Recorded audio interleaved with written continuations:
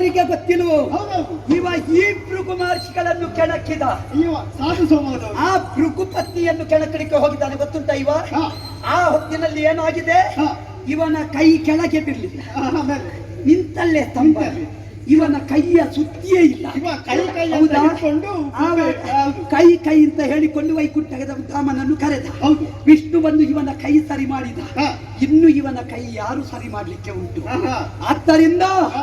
ಇವತ್ತು ಸೊಕ್ಕಿದ್ದಾನೆ. ಸೊಕ್ಕಿದ್ದಾನೆ. ಸಭೆಯಲ್ಲಿ ಯೋಗ್ಯತೆಯ ಬಗ್ಗೆ ಪ್ರಶ್ನಿಸ್ತಾನೆ. ನಮ್ಮ ಬಗ್ಗೆ ಪ್ರಶ್ನೆ. ಮೂರು ಮೂರ್ತಿಗಳಿಗೆ ವ್ಯತ್ಯಾಸ ಉಂಟಾ? ಹಾ. ವಿಷ್ಣು ಹಾ. ಸಾತ್ವಿಕ ಗುಣಯುತ, ಸತ್ಯ. ಅವನನ್ನು ಲೋಕ ದೇವರು ಅಂತ ನಂಬುತ್ತದೆ. ನಂಬುತ್ತಾರೆ. ಪರಮೇಶ್ವರ ಹಾ. ಉಮಾನಾಥ, ಉಮಾನಾಥ. ಲೋಕದಲ್ಲಿ ಅನಾಥರನ್ನು ರಕ್ಷಿಸುವ ದೇವರು. ಅವರು ಕೋಟಿಗೊಬ್ಬರು ಅಲ್ವಾ? ಮತ್ತೆ? ಆದ್ದರಿಂದ ಹಾ.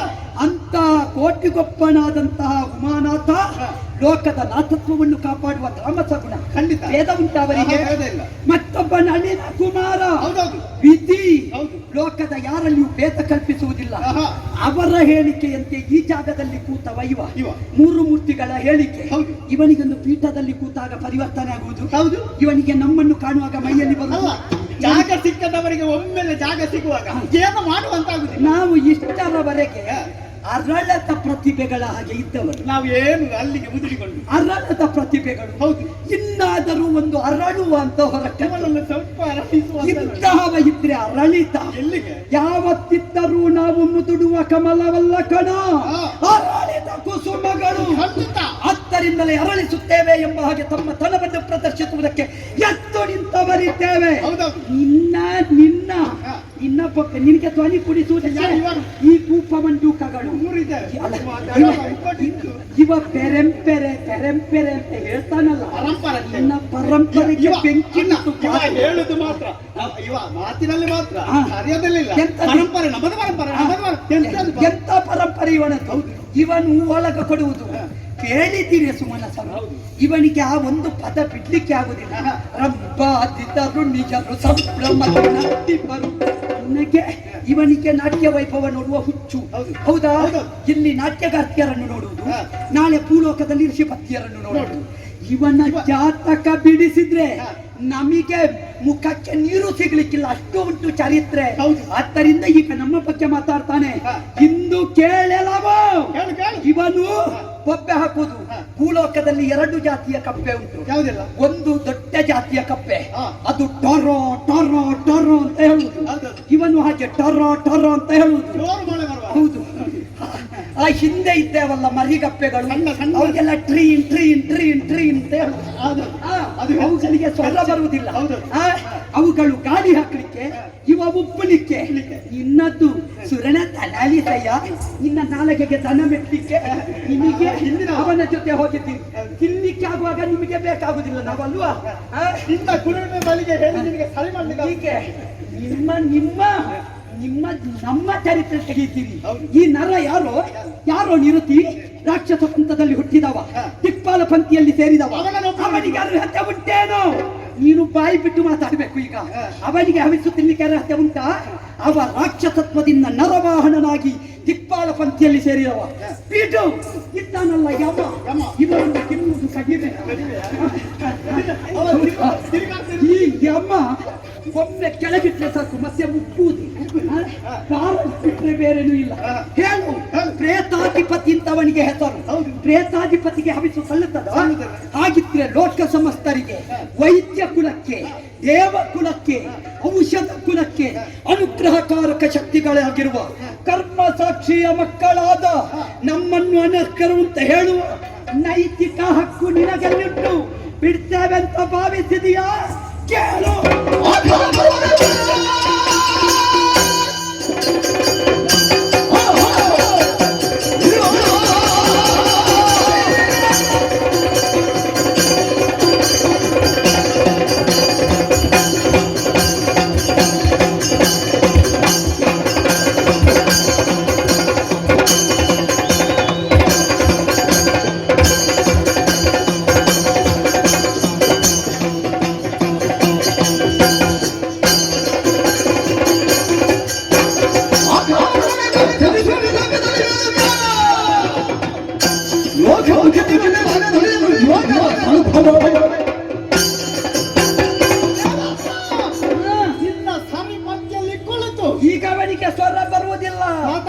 ಈ ಹೆಚ್ಚು ಮಾತಾಡುವವರ ಗುಟ್ಟು ರಟ್ಟಾಗಬೇಕು, ಮತ್ತೆ ಸುದ್ದಿಯೇ ಇರುವುದಿಲ್ಲ. ನೀನು ಮಾತಾಡುದಾದ್ರೆ ಹಾ.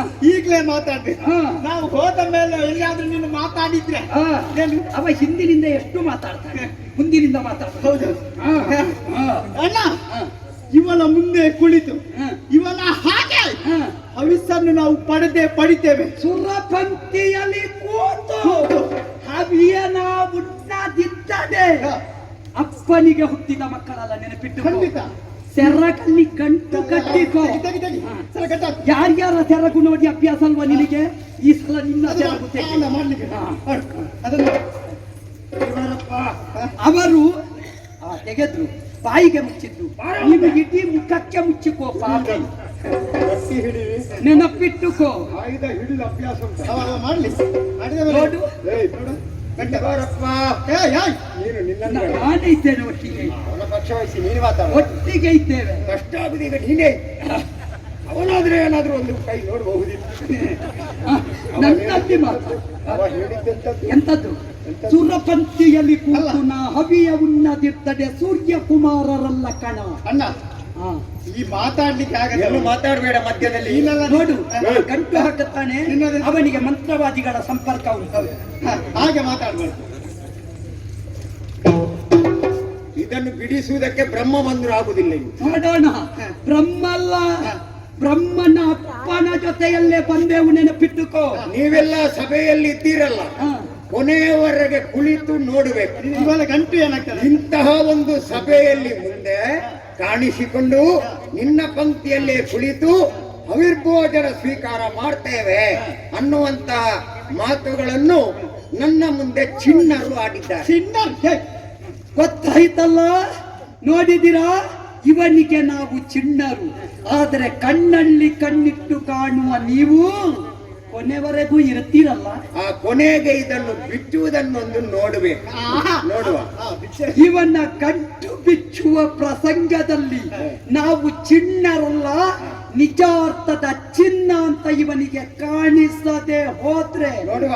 ನಾವು ದಿನೇಶನ ಮಕ್ಕಳಲ್ಲ, ನೆನಪಿಟ್ಟುಕೊಳ್ಳಿ. ನಾನು ಇಷ್ಟು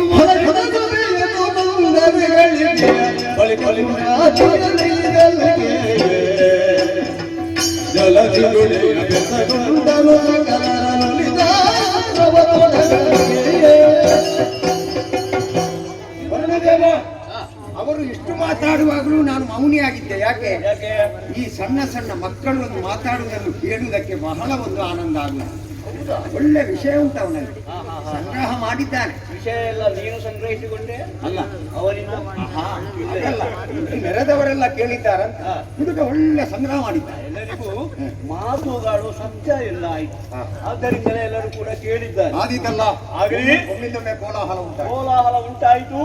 ಈಗ ಎಲ್ಲವೂ ಕೂಡ ಶಮನವಾಯಿತು. ಪೂರ್ಣಾಹುತಿ ಆಗಬೇಕು. ನಮಗೆ ಬೇಕಾದ್ದು ಯಾಗ ಪೂರ್ಣ ಆಗುದು. ಹೌದಲ್ಲ? ಆಗಲಿ, ಯಾಗದಲ್ಲಿ ತೊಡಗೋಣ.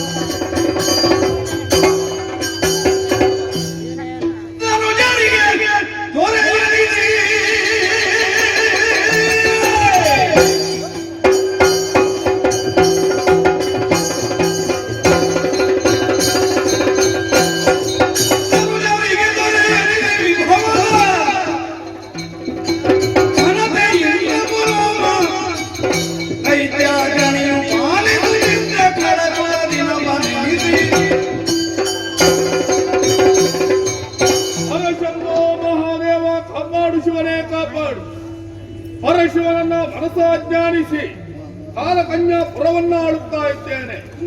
ಕುಲಮಾಸುರೆಂಬಂತಹ ಹೆಸರಿನಿಂದಾಗಿ ಒಗ್ಗೂಡಿಸಿದ್ದೇನೆ. ನನ್ನದಾದಂತಹ ಅದೆಷ್ಟೋ ಅಸುರ ವೀರರನ್ನ ಒಗ್ಗೂಡಿಸಿ ನನ್ನದಾದಂತಹ ಪುರದ ಕೀರ್ತಿಯನ್ನ ಎತ್ತರಕ್ಕೆ ಏರಿಸಿದ್ದೇನೆ. ಏನು ಮಾಡೋಣ ಸ್ವಾಮಿ? ದೇಹ ಬಲ, ಹೊರಬಲ, ಜಲಬಲ ಇವೆಲ್ಲವೂ ನಮ್ಮಲ್ಲಿ ಇದೆ. ಒಂದೊಮ್ಮೆಗೆ ಸುರ ನರ ಉರಗಾದಿಗಳನ್ನೇ ಮೆಟ್ಟಿ ನಮ್ಮದಾದಂತಹ ಹೆಸರನ್ನು ಎತ್ತರಕ್ಕೆ ಏರಿಸಿದ್ದೇವೆ. ಎಂದಿನ ಹಾಗೆ ನಿತ್ಯ ವಿಧಿಯನ್ನ ಪೂರೈಸಿ ಸಭೆಗೆ ಓಲಗವನ್ನ ಕೊಟ್ಟಿದ್ದೇನೆ. ಪ್ರಜೆಗಳನ್ನೆಲ್ಲ ಕಾಣುವಾಗ ಎಲ್ಲರೂ ಸಂತೋಷದಿಂದಿದ್ದಾರೆ. ಏನದು ದ್ವಾರದಲ್ಲಿ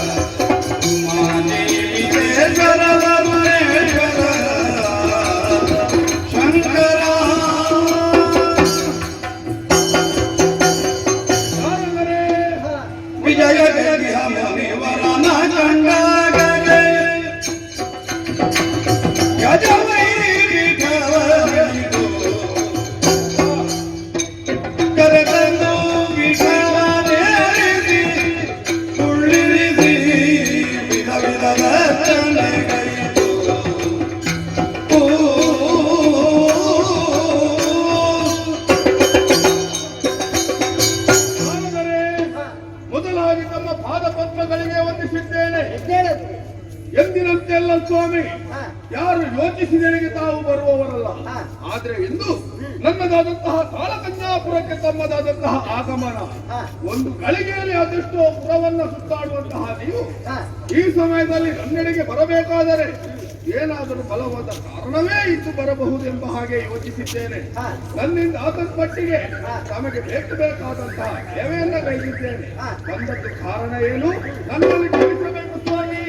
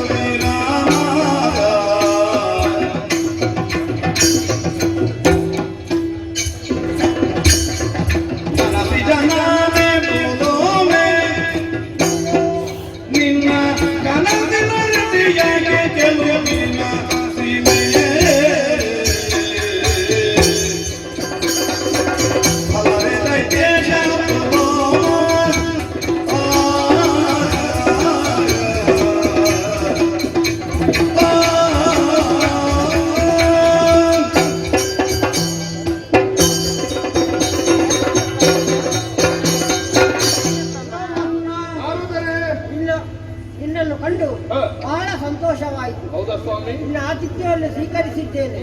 ಅಷ್ಟು ಮಾತ್ರವಲ್ಲ, ನೀನು ಏರಿದಂತ ಎತ್ತರ ಎಲ್ಲರನ್ನು ನೋಡುವಾಗ ಬಹಳ ಸಂತೋಷವಾಗುತ್ತಾ ಇದೆ. ಹಿರಿಯರ ಆಶೀರ್ವಾದ. ಹಾಗೆ ಒಂದು ಬೇಸರವನ್ನು ಕೂಡ ಆಗುತ್ತಾ ಉಂಟು. ಯಾಕೆ ಸ್ವಾಮಿ? ಸತ್ಕಾರದಲ್ಲಿ ಏನಾದರೂ ಕೊರತೆ ಆಯ್ತು? ಸತ್ಕಾರದಲ್ಲಿ ಅಲ್ಲ, ಕಾರ್ಯದಲ್ಲಿ ಒಂದು ಕೊರತೆಯನ್ನು ಕಾಣುತ್ತಾ ಇದೆ.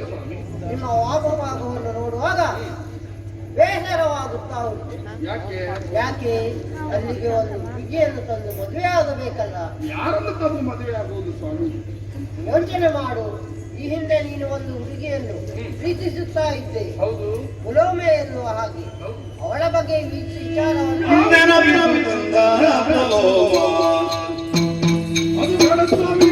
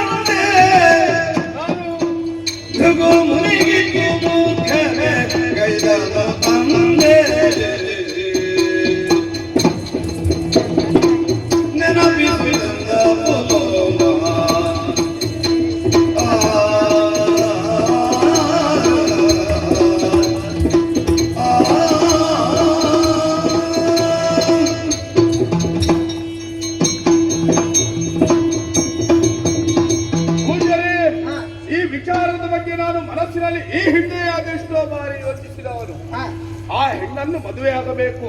ಹಾ, ಕುಲಮಾಸ್ತ್ರರಾದಂತಹ ನಾನು ಆಕೆಯನ್ನು ವರಿಸಿದೆನೆಂದಾದರೆ ಹಾ. ಪುಲೋಮೆ ಎಂಬಂತಹ ಜೋಡಿಯನ್ನು ಕಂಡಂತಹ ಹೆಸರಿನಲ್ಲಿ ಪ್ರಜೆಗಳೆಲ್ಲ ಜೊತೆಯಾಗಿಯೇ ಇದ್ದೀರಿ ನೀವು. ನಿಜ ಹಾ, ಕಂಡಂತಹ ಪ್ರಜಾವರ್ಗದವರು ಹಾ, ಅದೆಷ್ಟೋ ಸಂತೋಷವನ್ನ ಮಾಡುತ್ತಾ ಇದ್ದರು. ಹಾ. ಆದ್ರೆ ಏನು ಮಾಡುವುದು ಸ್ವಾಮಿ, ಏನು? ಆ ಗಡ್ಡ ಬಿಟ್ಟಂತಹ ಗೊಟ್ಟು ಸನ್ಯಾಸಿಯಾದಂತಹ ಪ್ರಭುವಿಗೆ ಹಾ, ಅವಳ ತಂದೆ ಹಾ. ಮೂರ್ಖತನದಿಂದ ಮದುವೆ ಮಾಡಿಕೊಟ್ಟ. ಹಾ. ಆ ವಿಚಾರ ಬಿಡಿ ಸ್ವಾಮಿ, ಒಂದೊಮ್ಮೆ ಒಂದು ವಿಚಾರ ಹೇಳ್ಬೇಕಾ? ಏನು? ಆ ಗಡ್ಡ ಬಿಟ್ಟ ಮಗುವಿಗೆ ಕೊಟ್ಟು ಮದುವೆ ಮಾಡುವುದಕ್ಕಿಂತ ಹಾ. ಗಡ್ಡವಿಲ್ಲದಂತಹ ನಿಮ್ಮ ಮುಖಕ್ಕೆ ಅವಳನ್ನು ಕೊಟ್ಟು ಮದುವೆ ಮಾಡಿದರು ನನಗೆ? ನನಗೆ ಬೇಸರ ಆಗ್ತಿರ್ಲಿಲ್ಲ ಸ್ವಾಮಿ. ಹಾ, ಆದ್ರೆ ಏನು ಮಾಡೋಣ, ನಾನು ಮನಸ್ಸಿನಲ್ಲೇ ಆಕೆಯನ್ನ ಮದುವೆ ಆಗಿದ್ದೇನೆ. ಹಾ. ಆ ವಿಚಾರವನ್ನು ಈಗ ನೀವು ನೆನಪಿಸುವುದಕ್ಕೆ ಕಾರಣ ಏನು? ಕಾರಣ ಉಂಟಯ್ಯ. ಒದಗಿ ಬಂದಿಹುದೀಗ ಸಮಯ. ಹೌದಾ?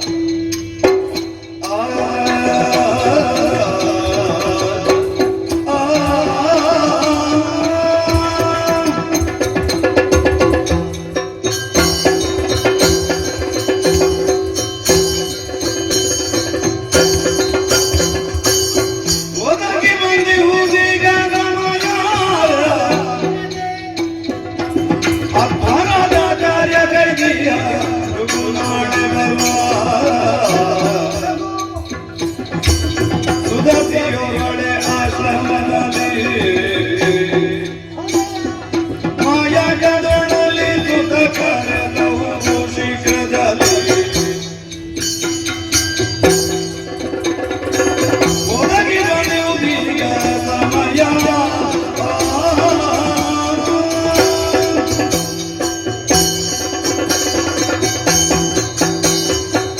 ಪುರಮಾಸನ, ಪೂಜ್ಯರೇ, ಈ ವಿಷಯವನ್ನು ಹೇಳುವುದಕ್ಕೆ ಕಾರಣ ಉಂಟಯ್ಯ. ಏನದು? ಈಗ ನಿನಗೆ ಸಮಯ ಒದಗಿ ಬಂದಿದೆ. ಯಾವ ಸಮಯ? ಯಾವ ಸಮಯ? ಮದುವೆ ಆಗುವಂತಹ ಸಮಯ. ನನಗ? ಹೌದು. ಅವಳಲ್ಲ, ಅವಳನ್ನು. ಅವಳ ಗಂಡ ಇರುವಾಗ ನಾನು ಹೋಗಿ ಮದುವೆ ಆಗ್ಲಿಕ್ಕಾಗುತ್ತದೆ ಸ್ವಾಮಿ. ಅವಳ ಗಂಡ ಈಗ ಇಲ್ಲ. ಎಲ್ಲಿ ಹೋಗಿದ್ದಾನೆ? ವರುಣನು ಮಾಡುವಂತ ಯಾಗಕ್ಕೆ ಹೋಗಿದ್ದಾನೆ. ಓಹೋ, ಹಾಗಾಗಿ ಅವನು ಬರುವುದು ತಡವಾಗಬಹುದು. ನೀನು ಹೋಗಿ ಅವಳನ್ನು ಕರೆತಂದು ಮದುವೆ ಆಗ. ಸಂತೋಷವಾಯ್ತು ಸ್ವಾಮಿ.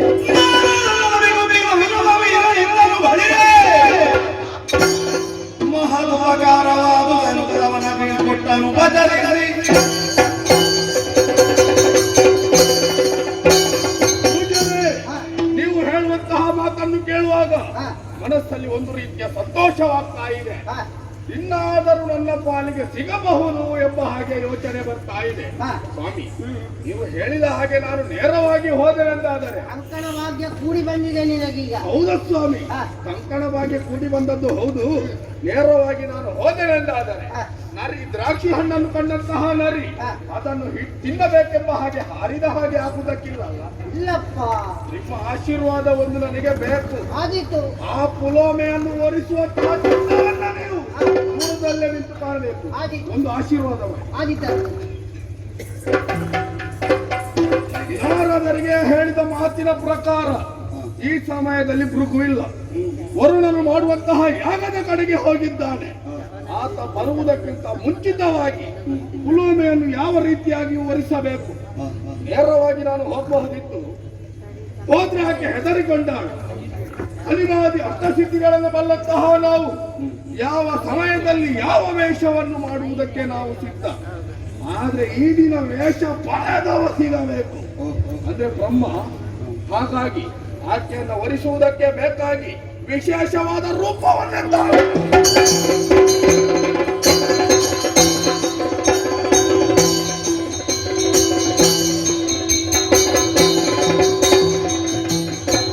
ವಿಪ್ರವೇಶವನು ಶಿವನಾಮ ಜಪಿಸುತ್ತ ವಿಪ್ರದಲ್ಲಿ ಗುರುವಿನ ಶ್ರಮಕ್ಕೆ ಸುಪ್ರದತೆಗೆ ಕಬಡ್ಡಿ ಕೌಳಿ ಕಂಬು ಪ್ರತಿಮತೆ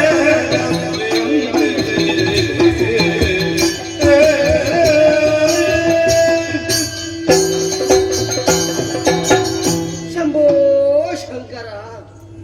ಹೇಗೆ ಯಾರಿಗಾದ್ರೂ ಪರಿಚಯ ಆಗ್ಲಿಕ್ಕೆ ಉಂಟಾ ಸ್ವಾಮಿ?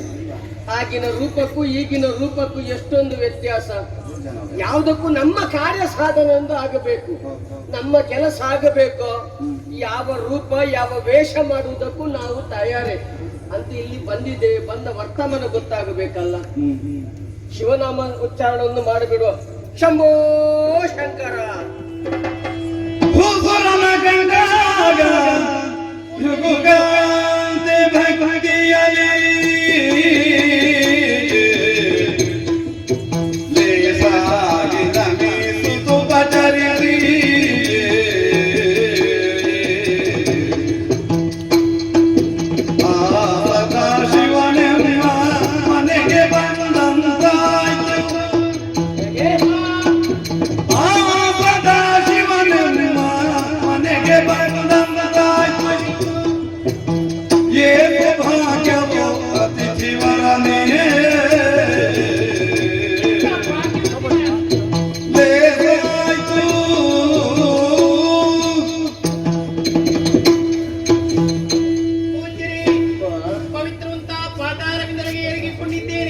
ಒಳ್ಳೆದಾಗಿ ದರ್ಬಾರನ್ನು ಇರಿಸಿದ್ದೇನೆ, ಸ್ವೀಕರಿಸಬೇಕು. ಕೂತಿದ್ದೇನೆ. ನಾವು ಅತಿಥಿಗಳು. ಹೌದೌದು. ನೀವು ಬರ್ತೀರಂತ ನನಗೆ ಗೊತ್ತೇ ಇಲ್ಲ. ನಾನು ಕೂಡ ನಿರೀಕ್ಷೆ ಇಟ್ಟುಕೊಂಡವನೆಲ್ಲ. ಲೇಸಾಯಿತು ನಿಮ್ಮನ್ನು ಕಂಡಾಗ. ಹೌದಾ? ಆ ಸದಾಶಿವನೇ ನಮ್ಮ ಮನೆಗೆ ಬಂದನೋ ಎಂಬ ಹಾಗೆ, ಉಮಾಮಹೇಶ್ವರ ಬಂದ ಹಾಗೆ ಆಯ್ತು ನನಗೆ. ಆಗಲೇ ನಿಮ್ಮನ್ನು ಸತ್ಕರಿಸಬೇಕಂತ ಆಸೆ ಉಂಟು, ಅವಕಾಶ ಉಂಟು ತಾನೆ. ಧಾರಾಳ. ಕುಳಿತುಕೊಂಡಿದ್ದೇನೆ. ಪಾದ ಸೇವೆ ಮಾಡಬೇಕು, ಆ ಮೂಲಕವಾಗಿ ಪುನೀತರಾಗಬೇಕೆಂಬುದಾಗಿ. ಎಂತ ಭಾಗ್ಯವತಿ ನಾನು.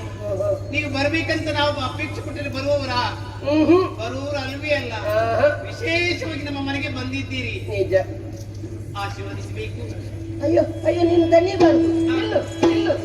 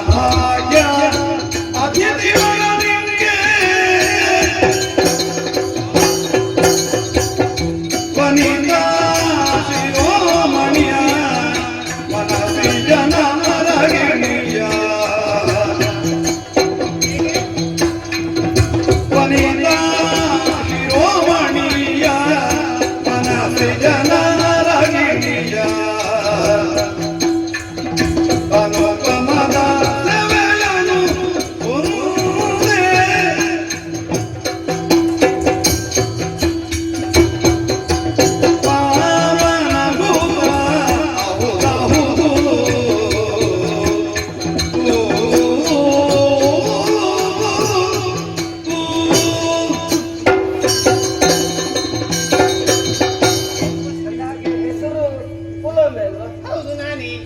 ಸರಿಯಾಯಿತು. ಯಾವುದು? ನಾವೊಂದು ವಿಚಾರ ಮಾಡಿ ಇಂಥ ಕಡೆಗೆ ಹೋಗಬೇಕು ಅಂತ ಒಂದೊಂದು ಸಲ ಯೋಚನೆ ಮಾಡುವುದುಂಟು. ಮತ್ತೊಂದು ಹಾಗಲ್ಲ, ಮತ್ತೆ ನಿರೀಕ್ಷೆ ಮಾಡದೆ ನಾವು ಹೋಗುವವರುಂಟು. ಹೌದು. ಹಾಗೆಂದು ಇಂದು ಬಂದಾಗ ಒಂದು ಒಳ್ಳೆ ರೀತಿಯ ಒಂದು ಸೇವೆ ಆಗಬೇಕು ಅಂತ ಯೋಚನೆ ಮಾಡಿದ್ದೆ. ಸೇವೆ? ಹೌದು. ಅಂದ್ರೆ ಒಂದು ಮನೆಗೆ ಹೋದಾಗ ಸತಿಪತಿಯರು ಜೊತೆ ಕೂಡಿ ಒಂದು ಅವರಿಂದ ಒಂದು ಸೇವೆಯನ್ನು ಪಡ್ಕೊಳ್ಬೇಕು ಅಂತ ಒಂದು ಆಶೆಯನ್ನು ಇರಿಸಿಕೊಂಡು ದಾನ ಧರ್ಮಾದಿನ ಮಾಡ್ತಾರೆ, ಅದನ್ನು ಪಡೆದುಕೊಳ್ಬೇಕಂತ. ಹೌದೌದು. ಒಳ್ಳೆಯದದು.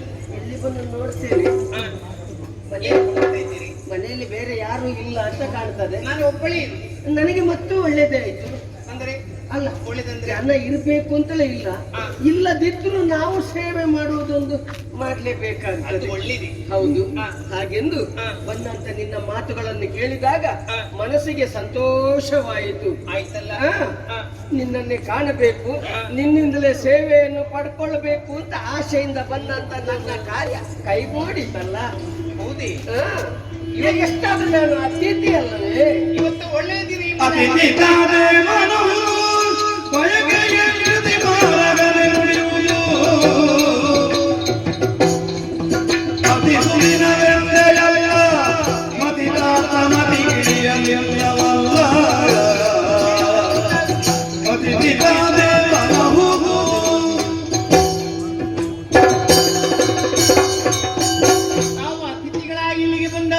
ಅತಿಥಿ ದೇವೋ ಭವ. ಗೊತ್ತೇ ಆಚಾರ ವಿಚಾರ ಎಲ್ಲವನ್ನು ನಾವು ಕರಗತ ಮಾಡಿಕೊಂಡವರು. ಅಯ್ಯೋ, ಅದರ ಬಗ್ಗೆ ಬೇರೆ ಹೇಳಲಿಕ್ಕೆ ಉಂಟಾ? ನಿಮಗೆ ಗೊತ್ತೇ ಉಂಟಲ್ಲ, ನಿಮ್ಮ ಸೇವೆಯನ್ನು ಮಾಡಿದ್ದೇನೆ, ಏನಂತರ ಲೋಪ ಆಗ್ಲಿಲ್ಲ ತಾನೇ? ಅಯ್ಯೋ, ಲೋಪ ಇದ್ರು ಉಂಟು ಅಂತ ಹೇಳುವ ಜಾಯಮಾನವೇ ನನ್ನದಲ್ಲ. ಹಾಗಲ್ಲ, ತಾವೊಂದು ಮಾತನ್ನು ಹೇಳಿದಿರಿ, ಈ ದಿನ ಸುದಿನ, ಹಾಗಾದ್ರೆ ನಾಳೆ ದಿನ ಅದು ಹೇಳಲಿಕ್ಕೆ ಆಗುದಿಲ್ಲ. ಎಲ್ಲವೂ ಒಳ್ಳೆಯ ದಿನವೇ. ನಿಮ್ಮ ಮಾತಿನಲ್ಲಿ ಏನೋ ಒಗಟು ರೀತಿಯಾಗಿ ಕಾಣಿಸ್ತಾ ಉಂಟು. ನನ್ನ ಮತ್ತೆ ನೀವು ಏನು ಮಾತನಾಡ್ತೀರಿ ಎಂಬುದಾಗಿ ಹೊಳೆಯುವುದೇ ಇಲ್ಲ. ಏನು ಮಾತು ನನಗೆ ಅರ್ಥವೇ ಆಗ್ತಾ ಇಲ್ಲ. ಅರೇ ಹೇಳಿ. ಹೌದಾ? ಇನ್ನು ನಾನು ಈ ರೀತಿ ಮಾತಾಡುವಾಗಲೂ ಗೊತ್ತೇ ಆಗಲಿ, ನನಗೆ ಅರ್ಥವೇ ಆಗುವುದಿಲ್ಲ. ನೀನೆನ್ನವಳೆಂದು ಕೇಳು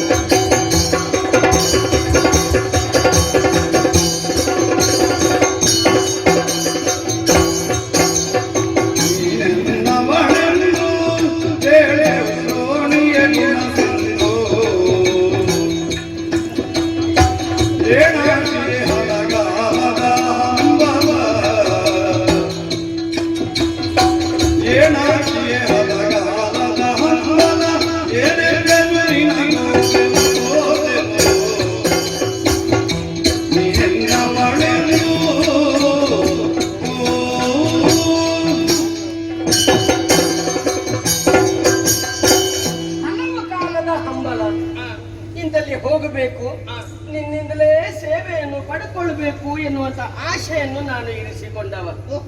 ಎಷ್ಟು ಯೋಚನೆ ಮಾಡ್ಲಿಕ್ಕೆ ಹೋದ್ರೆ ನೀನು ಅನ್ಯಳ, ನೀನು ನನ್ನವಳೆ. ಏನ್ ಮಾತಾಡ್ತಿದ್ದೀರಿ? ಹಾಗಲ್ಲ, ಯೋಚನೆ ಮಾಡಿಕೊಂಡು ಮಾತಾಡಿ. ಯಾರಲ್ಲಿ ಮಾತಾಡ್ತಿದ್ದೀರಿ ಎಂಬುದಾಗಿ ಅವರು ಇವರು ಎನ್ನುವಂತ ಭೇದ ಭಾವ ನನಗಿಲ್ಲ. ನಾವೊಂದು ಮನೆಗೆ ಹೋದ ನಂತರ ಜೊತೆಯಲ್ಲಿದ್ದವರೆಲ್ಲ ನಮ್ಮವರು ಅಂತಲೇ ನನ್ನ ಭಾವಿಸುವ ಒಂದು ಜಾಯಮಾನ. ಅಮ್ಮ, ತಂಗಿ, ಅಕ್ಕ ಈ ರೀತಿಯಂತ ಭಾವನೆ ಇರಬೇಕಾದ ಅದು ಒಳ್ಳೇದಿಲ್ಲ. ಅಮ್ಮ ತಂಗಿ, ಹೌದು, ಅದಷ್ಟು ಸರಿಯಾಗುದಿಲ್ಲ. ಯಾಕೆ ಸರಿಯಾಗುದಿಲ್ಲ? ಹೆಣ್ಮಕ್ಳನ್ನು ಕಂಡಾಗ ತಾಯಿಯ ಹಾಗೆ, ತಂಗಿಯ ಹಾಗೆ, ಅಕ್ಕಳ ಹಾಗೆ ಆ ರೀತಿಯಂತ ಭಾವನೆ ಇರಬೇಕು, ಒಳ್ಳೇದಲ್ಲ. ಸಣ್ಣ ಪ್ರಾಯದವರಿಗೆ ನಮ್ಮ ವಯಸ್ಸು ನೋಡು, ಸರಿ ಸಮ ವಯಸ್ಸು ಅಂದರೆ ಹೊಟ್ಟೆ ಸ್ವಲ್ಪ ಮುಂದೆ ಬಂದಿದೆ, ಆದ್ರೂ ತೊಂದರೆ ಇಲ್ಲ ನನಗೆ. ಅದಿತ್ತು ನೀವೇನು ಮಾತಾಡ್ತಿದ್ದೀರಿ?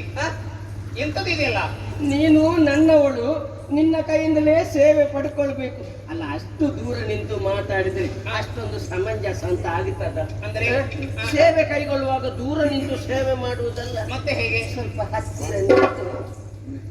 ಸುಮ್ಮನೆ ಏನು ಮಾತಾಡ್ತಿದ್ದೀರಿ? ನಾನು ಯಾರೆಂಬುದೇ ಗೊತ್ತಿಲ್ಲ ನಿಮ್ಗೆ? ಗೊತ್ತಿದ್ದೇ ಇಲ್ಲಿಗೆ ಬಂದದ್ದಲ್ವ ನಾನು. ಕೂಸು ಅಂತ ನೀವು ಹೀಗೆಲ್ಲ ವರ್ತಿಸುವುದಾ? ಏನಾಯ್ತು?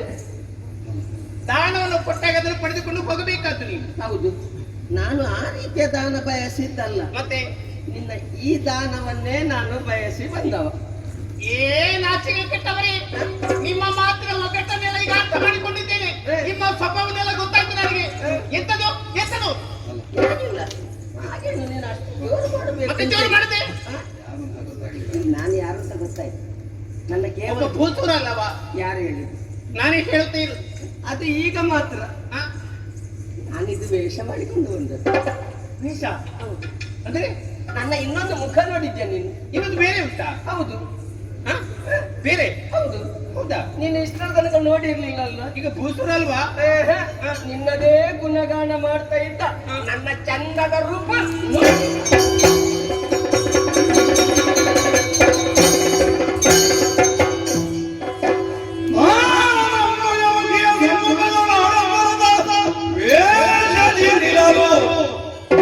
ಸುಜನೆ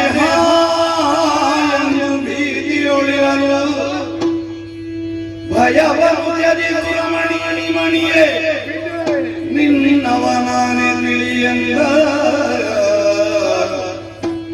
ಹಂಸಾಲ ಸಯಾನೆ ಮನ ಸಂಶಯ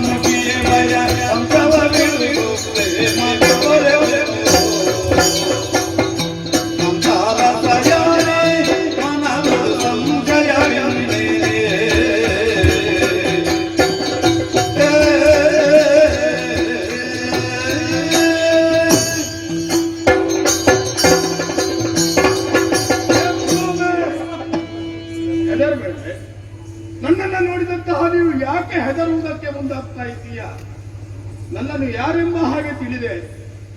ನಿನ್ನನ್ನು ವರಿಸಬೇಕೆಂಬ ಉದ್ದೇಶದಿಂದಾಗಿ ಒಂದು ವೇಷ ಮಾಡಿದೆ, ವಿಪ್ರನ ವೇಷ. ಅವನಲ್ಲಿ ನಿನಗೆ ಮಾತಾಡಲಿಕ್ಕೆ ಬಹಳ ಸಂತೋಷ ಆಗ್ತದಲ್ಲ? ನನಗೆ ಈ ರೂಪ ಅದು ಎಂಬುದೇ ನನಗೆ ಗೊತ್ತೇ ಆಗ್ಲಿಲ್ಲ. ಇದು ನನ್ನದು ಎರಡನೇ ವೇಷ. ಹೌದಾ? ಕುಲೋಮಾಸುರನಾದಂತಹ ನಾನು ಆ, ಈ ಹಿಂದೆ ನಿನ್ನನ್ನು ವರಿಸಬೇಕೆಂಬ ಉದ್ದೇಶದಿಂದ ಇದ್ದವರು ನಾನು. ಆದ್ರೆ ಏನು ಮಾಡುವುದು ಹೇಳು? ಇನ್ನು ಒಬ್ಬ ಮಾಡಿದಂತಹ ತಪ್ಪಿನಿಂದಾಗಿ ಆ ಗಡ್ಡ ಬಿಟ್ಟ ಮೃಗುವಿಗೆ ಕೊಟ್ಟು ಮದುವೆ ಮಾಡಿದ.